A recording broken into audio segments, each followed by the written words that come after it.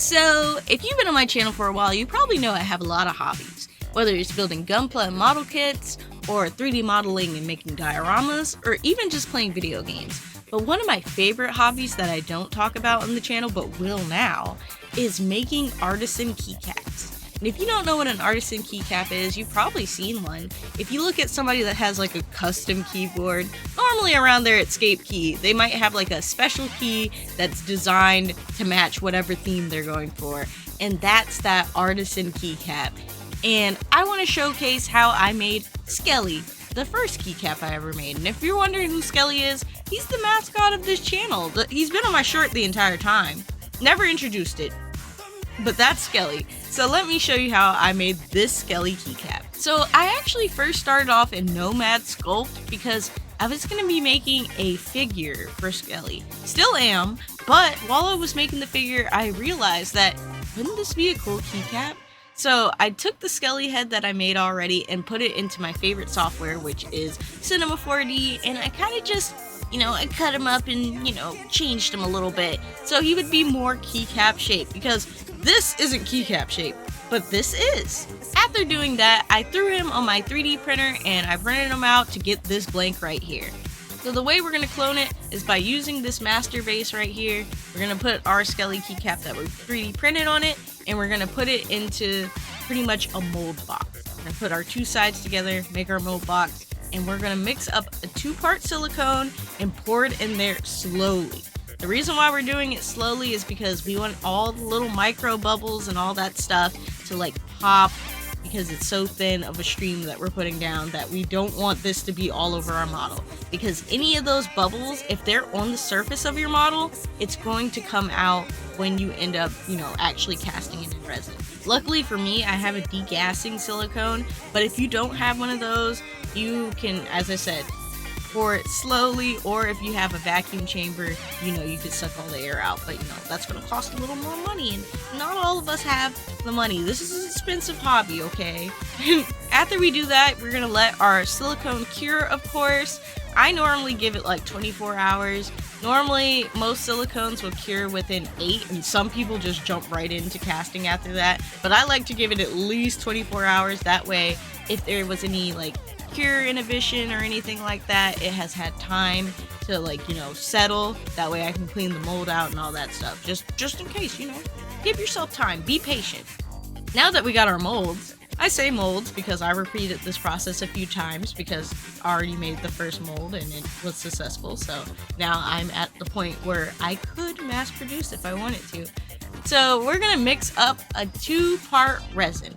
Some people use UV resin in this case just so they can cure it really fast or whatever, but I like to use a 2-part resin because I normally get cleaner cast, and it gives me more time to work with to get it to be the colors I want, get it to be get the bubbles out and all that jazz. So in this case, I'm using white because Skelly is a skeleton ghost, and I want it to be kind of translucent. So it's not going to be completely see-through, and it's not going to be completely solid. At least that's the goal I'm going for. I gotta figure out the measurements on how much of this dye I'm going to be using because I've never worked with this dye before. But for now, this is the amount I mixed in. That's just me. So now I am pouring the resin into the mold right here, and same process as the silicone. We're doing it nice and slow. That way we don't introduce too many bubbles. We can tap our molds to make sure that the bubbles get to the top, and we're gonna fill our stems with resin as well, because if you don't fill them, if you don't pre-fill them, there will be bubbles. You do not want bubbles, okay? Hear me out. You do not want bubbles. And yeah, now we're gonna end up closing up our mold, and as you see right now, it's squishing on the sides and all that, and you're probably like, spooky, all that wasted material is just going on the sides. And yes, it is, but I rather overfill than underfill, because how I keep on talking about bubbles, you can get air pockets, and I feel like air pockets are worse than small bubbles on the surface, because at least with small bubbles, if you have something like UV resin, you can fill it in, but the air pocket, it's gonna mess up the whole shape. Just try your best. you might waste just a little bit of resin, but like just hear me out. So now we're waiting 24 hours. This resin that I have cures in 8, like cures to the touch. So you can demold it at 8 hours, but it's fully hardened at 24. And then at that, it's fully cured at 48. So technically it takes 2 days for it to be, you know, what it's going to be for the rest of its lifespan. So now that it's been 24 hours, I'm demolding it, and this is what we got.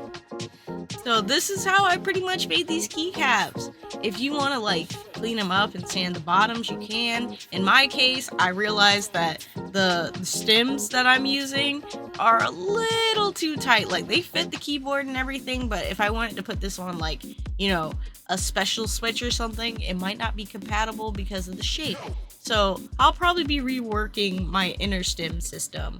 But yeah, guys, this is how I make keycaps, and I'm probably gonna try my best to do a keycap every month, whether it's like a redesign of Skelly, because Skelly is gonna be my core keycap, or I'll show you guys how to actually sculpt a keycap out of clay, because not everybody has 3D software and 3D printers, but you know, you can do it with clay and even like Legos to like kind of do it. As long as you have a keycap from a mechanical keyboard, you can still clone the back of that one.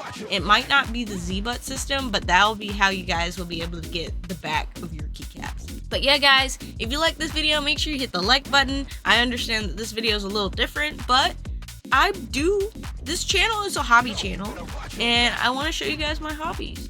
So, you know, if that's something you like, why not consider subscribing? Because YouTube holds my channel hostage and you'll never see it again. That's just how it works. So you should hit that subscribe button. But yeah, guys, let me stop joking around. Make sure you drink some water, take care of yourself, and of course, stay spooky.